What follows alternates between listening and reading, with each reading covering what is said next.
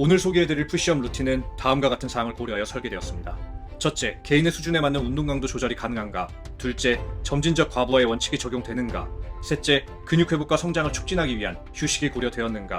넷째, 푸시업 변형을 통해 근육을 다양하게 자극하는가?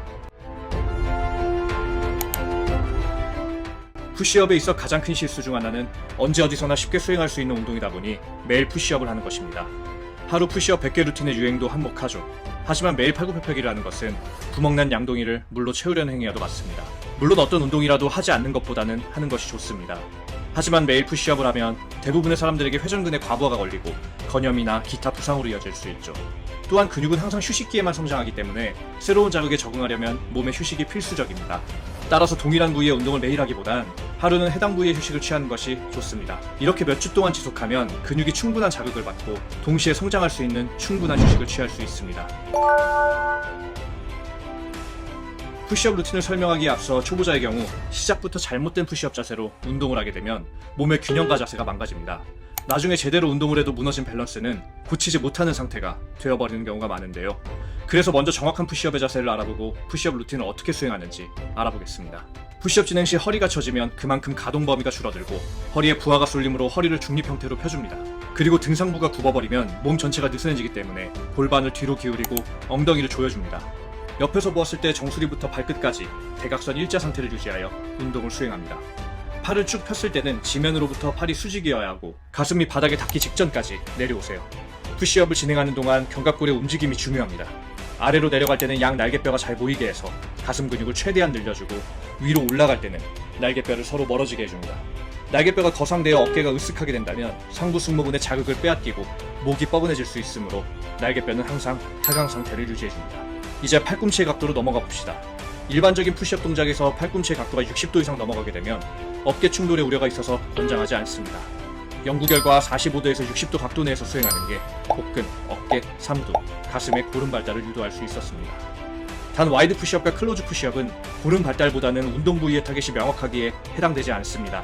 클로즈 푸시업은 손을 모아서 팔꿈치의 각도가 더 줄어들기 때문에 가슴 중앙과 삼두근을 집중적으로 자극합니다. 와이드 푸시업은 손을 넓게 벌려 팔꿈치의 각도가 커지기 때문에 가슴 측면과 어깨에 더 많은 자극을 줍니다. 미 해군 네이비실 스타일의 2분 드릴을 수행합니다. 먼저 자신의 수행 능력을 정확히 알아야 하는데요. 멈추지 않고 올바른 자세로 가능한 많은 푸시업을 수행하세요. 이것을 1세트 맥스라고 합니다. 표를 보고 자신의 1세트 맥스 숫자와 가장 가까운 숫자를 찾으세요. 예를 들어 최대치가 10이라면 10횡에 있는 횟수를 진행하세요. 최대치가 17이라면 20횡에 있는 횟수를 진행하세요. 최대치가 15라면 최대치를 수행하는 동안 얼마나 자세를 잘 유지했는지에 따라 10횡 혹은 20횡을 선택하면 됩니다. 최대치가 10이라면 일반 운동은 8회, 6회, 4회, 2회입니다. 즉 8개의 일반 푸시업을 수행한 후 휴식, 6개 수행 후 휴식, 4개 수행 후 휴식, 마지막으로 2개를 수행합니다. 여기서 중요한 점은 모두 2분 내에 완료해야 합니다. 회전 푸시업 바가 있다면 손목에 부담을 덜어주고 근성장에 더 큰 도움이 됩니다. 루틴을 완수하는 데 어려움을 겪는다면 무릎을 꿇고 수행하여 루틴을 마무리합니다. 루틴이 너무 쉽다면 의자에 발을 올리거나 푸시업 바를 이용하여 가동 범위를 늘려줍니다.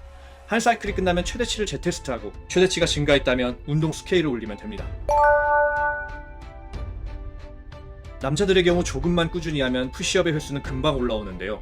여기서부터 문제가 있습니다. 바로 일정 수준부터는 근육에 충분한 자극을 주는데 굉장히 많은 횟수가 필요하다는 것입니다. 그래서 일반적인 푸시업의 자세로는 충분한 운동 효과를 가져오지 못하는데요. 때문에 고난이도 동작으로 넘어가지만 코어의 개입이 너무 커지고 부상의 위험성이 높아집니다. 자세를 숙지하는 데까지 오랜 시간이 걸리고요. 이럴 때 일반적인 푸시업으로도 강도를 높여주는 매우 효과적인 팁이 있습니다. 바로 불안정한 상태에서 푸시업을 진행해주는 것입니다. 흔들리는 데서 푸시업을 하면 어떨까요? 중심을 잡기 위해 수많은 협응근을 동원하기 때문에 난이도가 엄청나게 올라갑니다. 20에서 30개를 하던 사람도 10개만 해도 상체 근육에 엄청난 자극을 느끼게 됩니다. 집에서는 이렇게 바닥이 볼록한 푸시업 바를 사용하면 좋은데요. 상체의 균형을 잡기 위해 모든 근육을 동원하기 때문에 일반적인 푸시업에서는 느낄 수 없는 엄청난 운동 강도를 맛볼 수 있을 것입니다.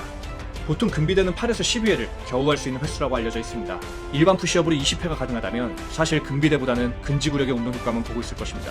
그래서 이러한 밸런스 푸시업 바를 이용한다면 여러분의 상체 근육은 훨씬 빠른 속도로 성장하게 되겠죠. 또한 볼록한 바닥을 분리하게 되면 일반적인 푸시업 바로 활용이 가능할 뿐만 아니라 이와 같이 회전이 가능한데요. 이렇게 회전시켜 각도를 다양하게 가져가면 가슴의 타겟 부위가 달라져 여러분의 가슴 근육은 훨씬 디테일한 모양을 갖게 될 것입니다. 일반적인 푸시업의 특성상 운동을 하는 내내 손목이 90도로 꺾여 있어 피로가 축적되고 운동 후반부로 갈수록 손목 통증이 심해지는데요. 손목 염좌는 한번 생기면 만성으로 될 가능성이 높아 꼭 푸시업바 사용을 권장드립니다.